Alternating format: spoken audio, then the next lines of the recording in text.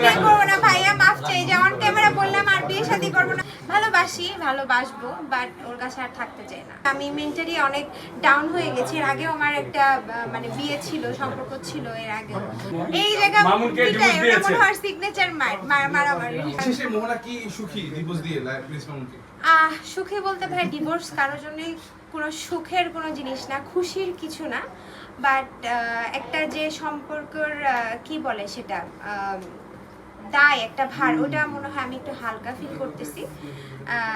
এটাই, সুখী না, ডিভোর্স কখনোই সুখের জিনিসটা। আমারও খারাপ লাগে, আমি ওনার সাথে ছিলাম দীর্ঘ 1-1.5 বছর, ওনার সাথে আমার সম্পর্ক ছিল, বিয়ে সম্পর্ক মিলিয়ে। সো এটা খুশির কিছু না, আমিও তাকে মিস করি, আমারও খারাপ লাগে। আমি তো দিন শেষে মানুষ, আমাদের তো মানে ভালো সময়ও ছিল অনেক, এমন তো না যে শুধু মারামারিই করেছি, ভালো সময় তো ছিল। এই তো। মামুনকে কি এখনো ভালোবাসেন কিনা? ভালোবাসি, ভালোবাসবো, বাট ওর কাছে আর থাকতে চাই না। সে তো আপনার কাছে সে যাবে না। আমি তো আপনাদের এত ড্রামা হলো, এত কাহিনী হলো, এর পরেও তো ওর কাছে আমি গেলাম, 4 দিন ছিলাম, সে তো ঠিক হয়নি। 4 দিনেও আবার আমাকে মেরে এই সাইড দেখেন একদম টিয়ে করে শেষ করে দিয়েছে। সো তাকে আমি আর বিশ্বাস করি না। ভালোবাসি, ভালোবাসবো হয়তোবা আর কখনো আমি কারোর সাথে সম্পর্ক জড়াতে পারবো কিনা আই ডোন্ট নো। কারণ হচ্ছে আমি মেন্টালি অনেক ডাউন হয়ে গেছি। এর আগেও আমার একটা মানে বিয়ে ছিল, সম্পর্ক ছিল এর আগে। সো বারবার আসলে এই ধরনের সিদ্ধান্ত নেওয়া মানুষের জন্য ডিফিকাল্ট হয়ে যায়। ভালোবাসি, বাট ওর কাছে আর থাকতে চাই। মামুনকে ডিভোর্স দিয়েছেন, পরবর্তীতে কতদিন পরে আবার বিয়ে করবেন এবং আপনারাও একটা আর বিয়ে করবো না ভাইয়া, মাফ চাই, যে অন ক্যামেরা বললাম আর বিয়ে শাদী করবো না। মামুন যখন তার স্ত্রীদেরকে পিটায়, স্ত্রীদেরকে না, মামুনের একটা স্ত্রী ছিল, না এই সাইডটা পিটায় কেন? মামুনের একটা স্ত্রী, আগে আপনি কথা আগে কারেকশন করতে হবে। মামুনের একটা স্ত্রী ছিলাম, সেটা আমি। স্ত্রীদেরকে না, ওই মহিলা কখনো আমার স্ত্রী ছিল না।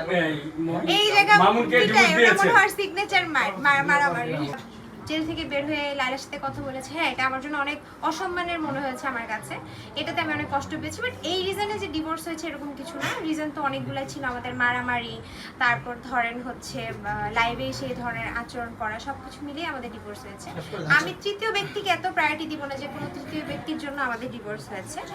কিন্তু সোশ্যাল মিডিয়াতে আপনাদের সামনে অনেক অ্যাক্টিং করে, হ্যাঁ আপনাদের সামনে অনেক অ্যাক্টিং করে, অনেক ভালো সাজতে চায়, যেটা সে না।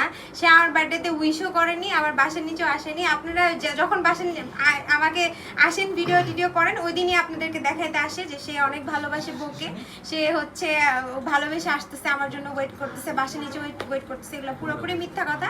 সে আমার বার্থডেতে উইশ করতে বা একটা কেকও কাটেনি, হ্যাঁ এগুলো পুরোপুরি ভুয়া। সে প্রিজন ভ্যানে উঠে বলতেছিল যে মোহনার কিন্তু বার্থডে, আমার কিন্তু বের হইতে হবে। কোথায় বার্থডেতে তো সে একটা কেকও কাটলো না আমার জন্য, এতই যেহেতু তার ভালোবাসা, ওইগুলা জিনিস তাহলে কোথায়? এটা সব আপনাদের সামনে দেখায় ভাইয়া সোশ্যাল মিডিয়াতে। ভালো সাজানো পায়নি তো এর জন্য কেক কাটেনি। আচ্ছা দিন শেষে না পারলেও তো কেক কাটা যায়। আমি যদি কাউকে ভালোবাসি ওরকম, যেরকম আমি দেখাচ্ছি সবার সামনে, না আমি ভালোবেসে মরে যাচ্ছি বউয়ের জন্য, হ্যাঁ জেল খেটে আসছি শুধরে বউয়ের কাছে থাকতে চাই, মানে আমি হাসি এগুলা দেখে লিটারেলি।